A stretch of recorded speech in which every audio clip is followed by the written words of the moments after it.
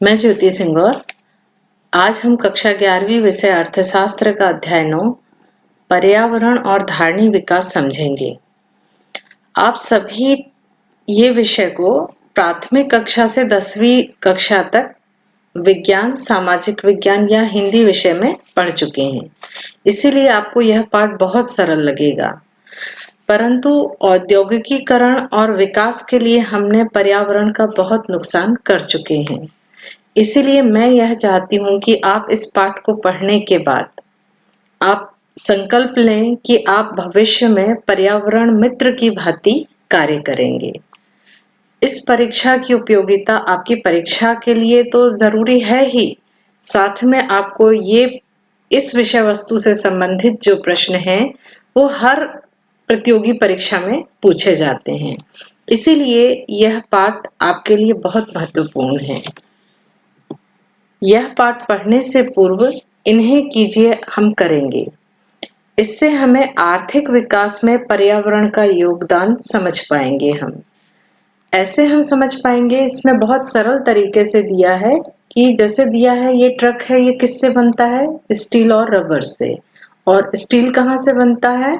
लोहा से। लोहा कहाँ से? खनिज। खनिज कहाँ से प्राप्त होता है? पृथ्वी से। इसी तरह रबर, रबर किससे प्राप्त होता है? वृक्ष से। वृक्ष कहाँ? वन में। और वन कहाँ? पृथ्वी। इस तरह से इस पूरी कार्यविधि को आप यदि करेंगे या बारीकी से समझेंगे तो आपको समझ में आ जाएगा कि ट्रक से लेकर पेट्रोल तक, कपड़े से लेकर मशीन तक, पुस्तक से लेकर रबर तक सब कुछ हमको प्रकृति से प्राप्त होता है। इस तरह आप हर वस्तु को प्रकृति से जोड़ पाएंगे कि दुनिया में हम जितनी चीजें उपयोग कर रहे हैं वो हमको कहाँ से प्राप्त हो रही है? प्रकृति से। हमारे हर पाठ की शुरुआत एक कोटेशन से होती है जो उस पाठ के महत्व को बताता है। यहाँ एक कोटेशन दिया हुआ है पाठ के शुरू में, अनजान। अनजान मतलब किसी ऐसे व्यक्ति की बात कही है यहाँ पे जिसका नाम तो हमें नहीं पता, परंतु इनकी बात बहुत महत्वपूर्ण है। किसके संदर्भ में? पर्यावरण के संदर्भ में। यहाँ दिया है कि पर्यावरण को यदि यथावत छोड़ दिया जाए, यथावत का मतलब जैसी है वैसे ही छोड़ दिया जाए, तो निरंतर लाखों वर्षों तक जीवन का सहारा बन सकता है। यानी हम प्रकृति से कोई छेड़छाड़ नहीं करेंगे तो ये हमें लाखों वर्ष तक हमको जीवन दे सकते हैं। इस योजना में एकमात्र सर्वाधिक अस्थिर और संभावित विनाशकारी शक्ति मानव प्रजाति है। ये क्या बोल रहे हैं कि यदि हम प्रकृति से छेड़छाड़ नहीं करेंगे तो प्रकृति हमें लाखों वर्ष तक ऐसे ही रखेगी, परंतु इस प्रकृति को जो छेड़छाड़ करने वाला जो सबसे ज्यादा है विनाशकारी जो शक्ति है वो कौन सी है? मानव प्रजाति है।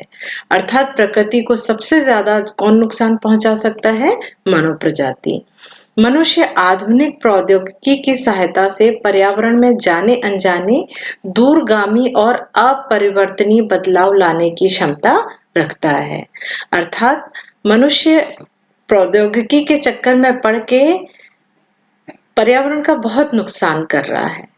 तो ये अनजान ये कहते हैं कि यदि मनुष्य छेड़छाड़ करना छोड़ दे तो प्रकृति हमें लाखों वर्ष तक हमें सुरक्षित जीवन दे सकती है। महात्मा गांधी जी ने पर्यावरण से संबंधित बहुत अच्छी बात कही। ये कोटेशन भी मैंने लिया है महात्मा गांधी के शब्दों में। पृथ्वी किसी की आवश्यकता को पूरा करने के लिए पर्याप्त है, मगर हर व्यक्ति के लालच को पूरा करने के लिए नहीं।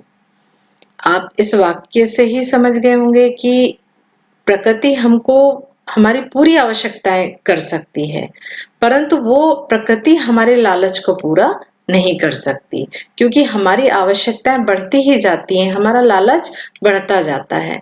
तो प्रकृति में इतने संसाधन नहीं है कि वो हमारे लालच को भी पूरा कर सके।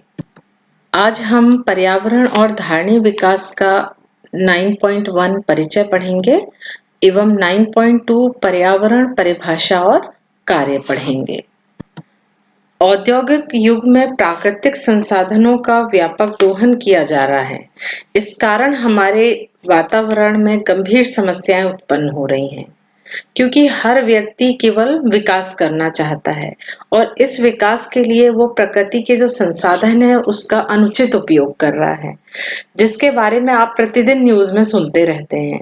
परंतु अब समय आ गया है कि हम पर्यावरण का महत्व समझें और धारणीय विकास को महत्व दें। पर्यावरण की परिभाषा से आप सभी परिचित हैं। साधारण अर्थों में परिधन आवरण बराबर क्या होता है? पर्यावरण। अर्थात हमारे चारों ओर के आवरण को हम क्या कहते हैं? पर्यावरण कहते हैं।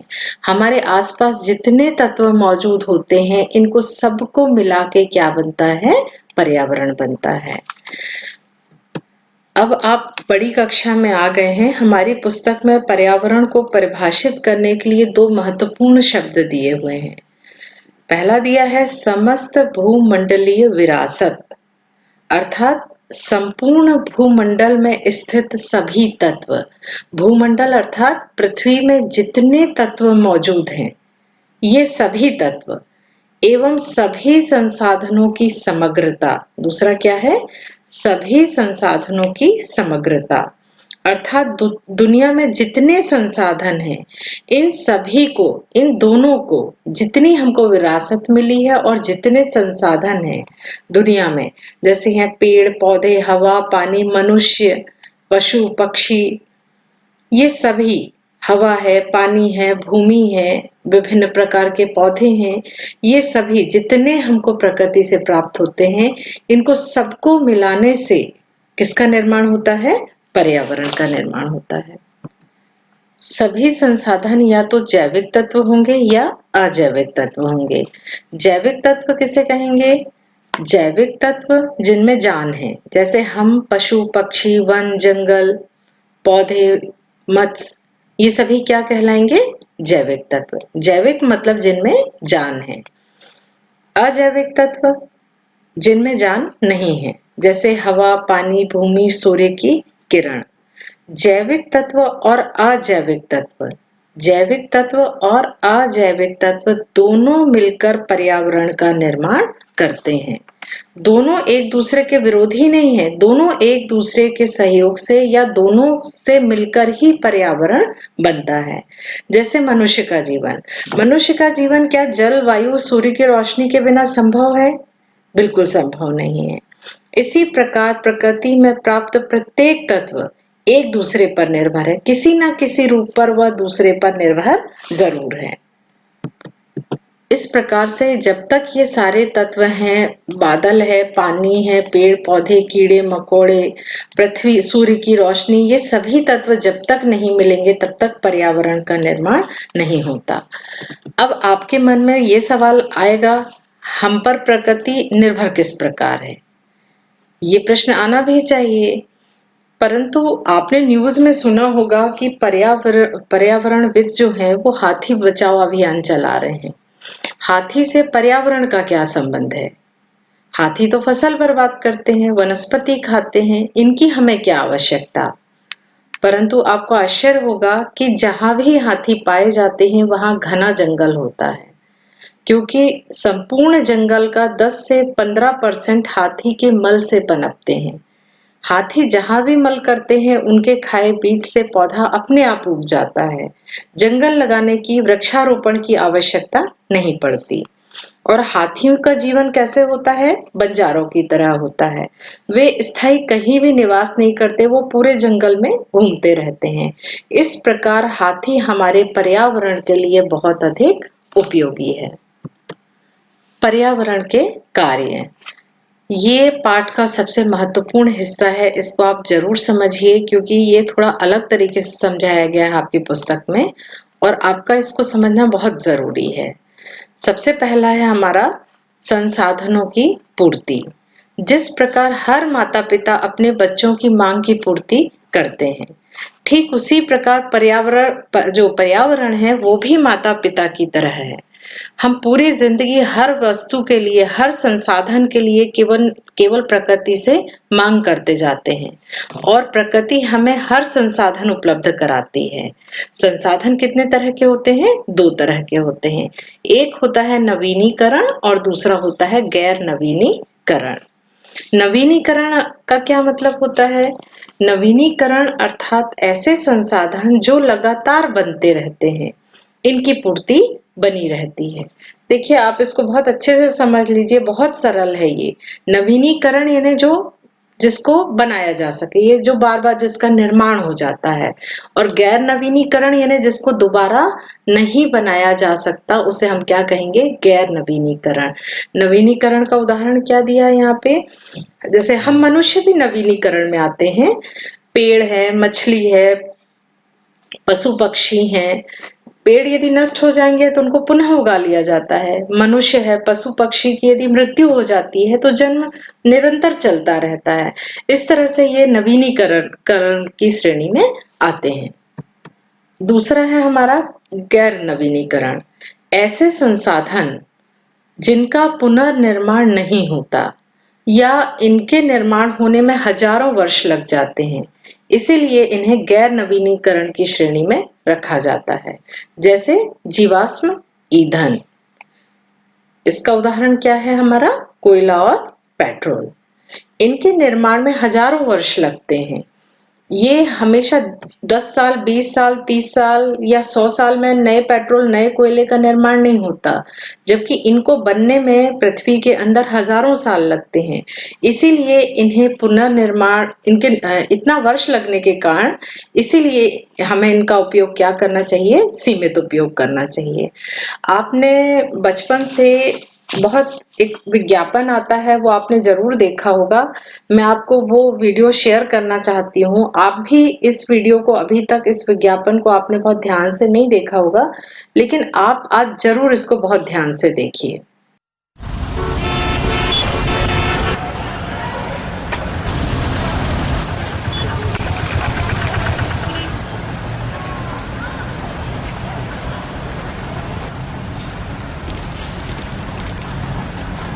Cycle repair shop. मैंने सोच लिया है, जब मैं बड़ा हो जाऊंगा ना, तब मैं साइकिल रिपेयर की दुकान खोलूंगा। क्यों? जिस तरह आप सब पेट्रोल वेस्ट कर रहे हैं, फ्यूचर में तो पेट्रोल बचेगा ही नहीं। तब तो सब साइकिल ही चलाएंगे ना। खुद ही सारा पेट्रोल खत्म करेंगे या कुछ अपने बच्चों के लिए भी छोड़ेंगे? प्लीज कम से कम सिग्नल पे तो इंजन ऑफ कीजिए। इस विज्ञापन में बच्चा बहुत ध्यान से सभी गाड़ियों की आवाज सुनता है और सभी गाड़ियों को देखता है, और वो ये देखता है कि लाल बत्ती है, रेड लाइट है, इसके बाद भी कोई अपनी गाड़ी बंद नहीं कर रहा है। वो बच्चा कितने ध्यान से कहता है कि मेरे लिए तो पेट्रोल बचेगा ही नहीं, क्योंकि आप सभी पेट्रोल को अभी खत्म कर देंगे, इसलिए मुझे साइकिल की दुकान खोलना पड़ेगा। तो कितनी बड़ी बात बच्चा कह रहा है।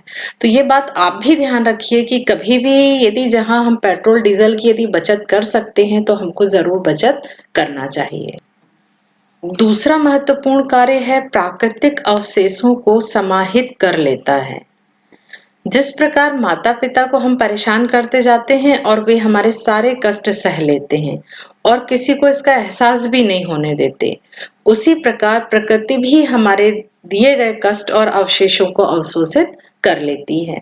जैसे आप देखते होंगे कि मृत शरीर पड़ा है, जानवरों का, इंसान का या किसी का भी, या लकड़ी है, कई साल यदि वो जमीन में पड़ी है, गोबर है, लकड़ी है, यदि जमीन में पड़ी है तो 2-4 साल, 5 साल या कुछ को कम समय लगता है, ये सब चीजों को प्रकृति मिट्टी बना देती है। यह प्रक्रिया प्रकृति को अपने आप प्राप्त है।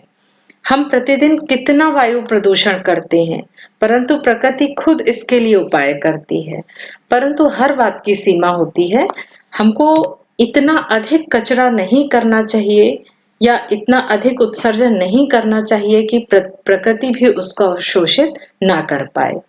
क्योंकि अब पृथ्वी खुद इतनी दुखी हो गई है और वो हम इतना ज्यादा अवशिष्ट और कचरा पृथ्वी को देने लगे हैं, जिसके कारण से प्रकृति का संतुलन क्या हो गया है? बिगड़ गया है। तीसरा महत्वपूर्ण कार्य है जननिक और जैविक विविधता प्रदान कर जीवन का पोषण करता है। प्रकृति से हमें लाखों प्रकार की वनस्पति, जीव जंतु प्राप्त होते हैं। हर एक की अलग प्रकृति और उपयोगिता है। पर्यावरण में हर जानवर, हर पेड़, हर पत्ती, हर कीटाणु, हर एक की अलग उपयोगिता है। प्रकृति में सभी चीजें इस तरह से संतुलित करके दी हैं कि हर व्यक्ति, हर जानवर और हर चीज की कोई ना कोई उपयोगिता जरूर है। अतः हमें, और अच्छा ही सबसे बड़ी बात यह है कि ये सारी चीजें हमको प्रकृति में निःशुल्क प्राप्त होती हैं। अभी हमने देखा कि मनुष्य के लिए क्या जरूरी है, हवा पानी जरूरी है। अभी हमने चर्चा की कि हाथी प्रकृति के लिए किस प्रकार जरूरी है। तो इस तरह से प्रकृति ने खुद हमको इतनी जैविक विविधता प्रदान की है कि हर व्यक्ति कोई भूखा ना रहे, सब एक दूसरे से संबंधित हैं। चौथा है सौंदर्य विषयक। यह प्रकृति में हमें अनेक रूप से प्रदान करती है, जैसे है नदी, तालाब, समुद्र, जंगल, पशु, पक्षी, मनुष्य जिनको देखकर एक अलग तरह का आनंद या सुकून महसूस करता है। ये हर व्यक्ति को कुछ ना कुछ चीजें पसंद है। किसी को नदी देखना पसंद है, किसी को खेत देखना पसंद है, किसी को हवा महसूस करना पसंद है। तो इस तरह से ये जो प्राकृतिक सौंदर्य की चीजें हैं, ये भी हमको प्रकृति से निःशुल्क प्राप्त होती हैं। ये चित्र दिया है ताजा पानी के कुछ स्रोत जो प्रदूषण रहित हैं। आप भी जरूर अपने आसपास के नदी नाले जाकर देखना। जो नदियां पहाड़ी जंगलों से आती हैं, उसका पानी एकदम साफ होता है, परंतु जैसे जैसे शहर में आती हैं नदियां, उनका पानी प्रदूषित हो जाता है। आपने भी इस तरह की दोनों नदियां, यदि आप गांव में रहते हैं तो इतने साफ पानी की नदियां आपने जरूर देखी होगी। आसपास के खेत में जंगल है होंगे या पहाड़ी होगी, जहां से जो छोटे छोटे नाले या झरने बहते हैं, उसका पानी शुद्ध रहता है। परंतु जैसे ही नाला या नदी आपके शहर के आसपास पहुंचती है, तो इस तरह से सभी नदियां क्या हो जाती हैं, प्रदूषित हो जाती हैं। पर्यावरण की जो मुख्य समस्या का कारण जो है, वो सबसे बड़ा कारण है वो जनसंख्या है। जैसे ये एक देश है, मान लो ज्यादा बड़ा देश नहीं है, मान लो ये एक आयरलैंड है छोटा सा, जहां पर केवल कितने लोग रह सकते हैं, अच्छे से 100 लोग रह सकते हैं। इन 100 लोगों के लिए इस देश में पर्याप्त संसाधन है, हर प्रकार के संसाधन है। परंतु यदि यहाँ पर 100 लोगों के स्थान पर 1000 लोग या 1 लाख लोग रहने लगेंगे, तो संसाधन की मांग क्या हो जाएगी, अधिक हो जाएगी, और इस आयरलैंड में प्राकृतिक असंतुलन हो जाएगा। यहाँ फिर कोई सुखी नहीं रहेगा। इसी तरह की कुछ हमारे देश या विश्व में भी है कि जनसंख्या धीरे धीरे बढ़ती जा रही है और संसाधन कम हो रहे हैं और मांग बढ़ रही है। आपकी पुस्तक में 2 शब्द बहुत महत्वपूर्ण दिए हैं, आप देखना, वो बोल्ड मोटे अक्षरों में दिए हैं। ये शब्द बहुत इंपॉर्टेंट है, इनका अर्थ आपका जानना बहुत जरूरी है। जिसमें पहला है धारण क्षमता की सीमा। संसाधनों का निष्कर्षण उनके पुनर्जन्म की दर से अधिक नहीं होना चाहिए। आपको ये भाषा थोड़ी कठिन लग रही होगी। संसाधनों का निष्कर्षण उनके पुनर्जन्म की दर से अधिक नहीं होना चाहिए। इसका भावार्थ समझाने के लिए मैंने एक उदाहरण लिया है कि मान लो ये पृथ्वी है और पृथ्वी से हम प्रतिदिन 100 किलोग्राम कोयला निकाल रहे हैं, तो कोयले की जो पृथ्वी पे उपलब्धता है उसके अनुसार बहुत अधिक नुकसान नहीं होगा, क्योंकि 100 किलो हम प्रतिदिन निकालेंगे तो हजारों साल लगेंगे हमको कोयला निकालने में, और जब हजारों साल लगेंगे पूरा कोयला निकालने में, तब तक पृथ्वी दूसरा कोयला बना लेगी।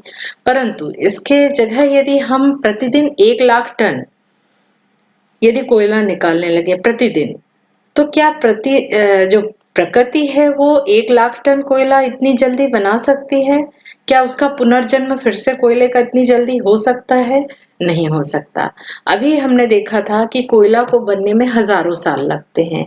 तो यहाँ धारण क्षमता की सीमा से तात्पर्य ये है कि हमको संसाधनों को एक सीमा तक निकालना चाहिए, उतना उपयोग करना चाहिए जितना धरती खुद पुनः निर्माण कर ले। यदि हम उसके निर्माण से अधिक उत्खनन करेंगे या उपयोग करेंगे, तो प्रकृति में असंतुलन हो जाएगा। हम कोयला ज्यादा निकालेंगे और धरती में कोयले की मात्रा बिल्कुल नहीं बचेगी। इसीलिए हमको ये जो प्राकृतिक संतुलन के लिए धारण क्षमता की सीमा है, इसका विशेष ध्यान रखना चाहिए। दूसरा महत्वपूर्ण शब्द है अवशोषी क्षमता। पर्यावरण की अपक्षय को सोखने की योग्यता।